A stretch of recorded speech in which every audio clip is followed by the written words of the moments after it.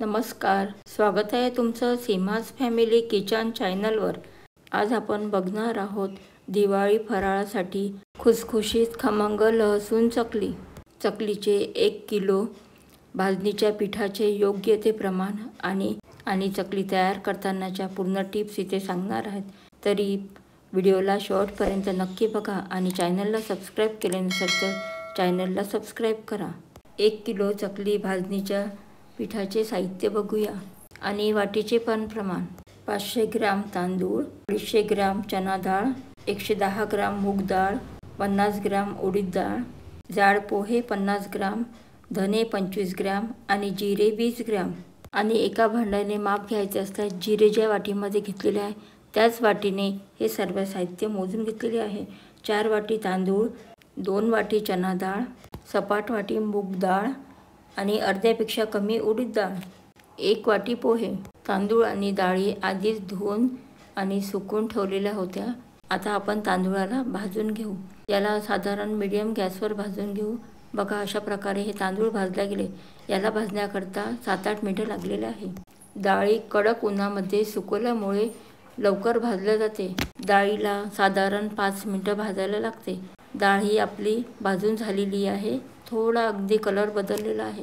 भाजलेले तांदूळ काढलेल्याच परातीमध्ये एका बाजूला डाळीला काढून घेऊ। आता बघा छान कडक डाळ भाजून झालेली आहे। आता यानंतर आपल्याला उडीद आणि मुगाची डाळ भाजून घ्यायची आहे। भाजलेले तांदूळ आणि डाळ हे हवेशीर ठेवायचे, त्यामुळे त्यामधली वाफ निघून जाते। आता उडीद डाळ आणि मूग डाळ ही थोडी थोडी असल्यामुळे दोन्हीही एकाच वेळेस एकत्र भाजले जाते। याला पण भाजण्याकरता आपल्याला 5 मिनिटे लागतात। भाजताना मूग डाळ आणि उडीद डाळीचा छान खमंग सुगंध येतो। तांदूळ सावलीमध्ये सुकून, डाळी ह्या उन्हामध्ये सुकून आधीच तयार ठेवलेल्या आहेत। डाळीला सतत हलवत राहिलं तर डाळ ही छान एकसारखी भाजल्या जाते। मूग डाळ आणि उडीद डाळ भाजून झालेली आहे। त्याच परातीमध्ये एका बाजूला काढून घेऊ आणि त्यानंतर पोहे भाजून घेऊ। जाड पोहे घेतलेले आहे। हे पोहे मीडियम गॅसवर सतत हलवत भाजून घ्यायचे, जोपर्यंत कडक होत नाही तोपर्यंत। मग जेव्हा कडक होते असे वाटते त्यावेळेस आपण याला हाताने असे चुरा करून बघायचे। चुरा झाला म्हणजे समजायचे की पोहे झालेले आहे। पोहे पण भाजून झालेले आहे। आता पोहे पण एका बाजूला काढून घेऊ। हे सर्व भाजलेले साहित्य हवेशीर पंख्याखाली ठेवायचे, म्हणजे यामध्ये वाफ जमा होणार नाही। आता यानंतर आपल्याला पहिले धने भाजून घ्यायचे आहे, कारण धने भाजायला वेळ लागतो। धने थोडे होत आल्यानंतर त्यामध्ये जिरे घालायचे आहे। धने थोडे झालेले आहे। आता त्यामध्ये आपल्याला जिरे घालून घ्यायचे आणि जिरे घातल्यानंतर थोडा वेळ चमच्याने हलवत राहायचं आणि नंतर गॅस बंद केल्यानंतर कढईच्या गरम वाफेमुळेच धने आणि जिरे छान कडक होते। आता आपण धने जिरे भाजून झाले, याला पण परातीमध्ये काढून घेऊ आणि हे सर्व साहित्य चमच्याने हलवत थंडगार करून घेऊ आणि थंडगार झाल्यानंतर याला गिरणीतून पीठ दळून घेऊन यायचे।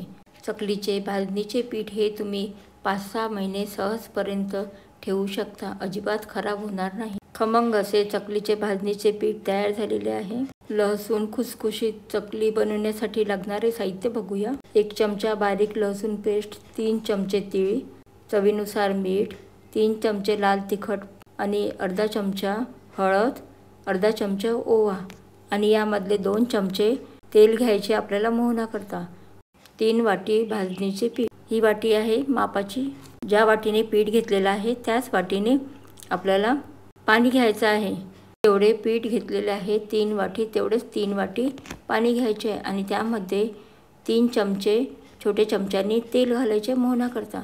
आणि पाणी थोडंसं गरम झालं की त्यामध्ये लसूण घालून घ्यायचा आणि त्याला मिक्स करून घ्यायचं आणि चमच्याने हलवून घ्यायचं। गॅस बंद करून घेऊन त्यामध्ये ओवा, चकलीच्या पिठाची आपण उकळ घेऊन त्याची चकली तयार करणार आहोत। तीळ, हळद, तिखट आणि त्यानंतर आपण चवीपुरते मीठ घालणार आहोत। हे सर्व घालून यानंतर यामध्ये जे 3 वाटी आपण पीठ घेतलेले आहे या पाण्याला मिक्स करून घ्यायचं आणि त्यानंतर आपल्याला पीठ घालून छान व्यवस्थित मिक्स करून घ्यायचं आहे। हळूहळू पीठ घालायचं आहे, म्हणजे त्याचे गोळे होऊ द्यायचे नाही आहे। आणि पीठ घातल्यानंतर चमच्याने त्याला छान असं व्यवस्थित मिक्स करून घ्यायचं जर तुम्हाला यामध्ये पाणी वगैरे काही कमी पडलं, पण शक्यतोवर पडतच नाही, जेवढे पीठ घेतलं तेवढंच पाणी घेतलं तर तेवढं पाणी हे पिठाला बरोबर होते. हे मिश्रण गरम असल्यामुळे या पिठाला आपल्याला चमच्यानेच व्यवस्थित मिक्स करून घ्यायचं आहे.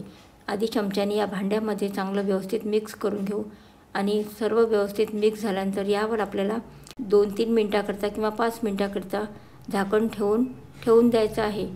5 मिनटानंतर या पिठावरचे झाकण काढू आणि याला हे गरमच आहे म्हणून याला एका परातीमध्ये काढून घेऊ आणि परातीमध्ये काढल्यानंतर याला छान आणखी थंडगार करून घेऊ, कारण थंड झाल्याशिवाय आपल्याला हाताने याला चुरून घेता येणार नाही. पीठ थंड होईपर्यंत साच्याला तेल लावून घ्यायचं आतमधून, त्यामुळे चकलीचे जे पीठ आहे ते अजिबात चिटकणार नाही. पूर्ण साच्याला, खालच्या रिंगला आणि खालच्या प्लेटला पण लावून घ्यायचं आणि रॉडला पण लावून घ्यायचं, त्यामुळे व्यवस्थित ह्या चकल्या पडतील आणि पीठ अजिबात कुठेही चिटकणार नाही. चकलीचे पीठ थंड झालेले आहे. आता एका बाजूचा साच्यामध्ये जेवढा गोळा बसतो तेवढा गोळा हा मळून घ्यायचा आहे. याला पाणी लावायची सध्या तरी आवश्यकता नाही, पण किंचित थोडंसं नरम करण्याकरता अगदी हाताला पाणी घेऊन हे चुरून घ्यायचं आहे. चकलीचा गोळा हा असा घट्टसरच ठेवायचा, आपल्या हाताने असा दबेल असा. जास्त जर पातळ केला तर चकलीचे काटे उमटणार नाही. बघा, असा हा गोळा तयार झालेला आहे. आता या गोळ्याला आपल्याला चकलीच्या साच्यामध्ये टाकून घ्यायचा आहे. गोळा जर जास्त कडक केला तर चकली ही तुटते, पूर्ण गोल पडत नाही आणि गोळा जर पातळसर केला तर चकलीला काटे उमटत नाही. म्हणून गोळा हा ज्या पद्धतीने असा साधारण दबेल बोटाने वगैरे छान व्यवस्थित चकली पडेल अशा पद्धतीने तयार करायचा आणि चकली पाडून बघायची. गोळा चुरून घेईपर्यंत कढईमध्ये तेल तापवायला ठेवलं होते. आता तेल तापले किंवा नाही ते बघूया. आपले तेल असे कडकडीत तापलेले आहे आणि त्यानंतर आपल्याला चकली पाडून घ्यायची आहे. प्लेटीच्या किंवा ताटाच्या मागच्या बाजूला चकल्या 2-3 अशा पाडून घ्यायच्या आणि मग तळायच्या.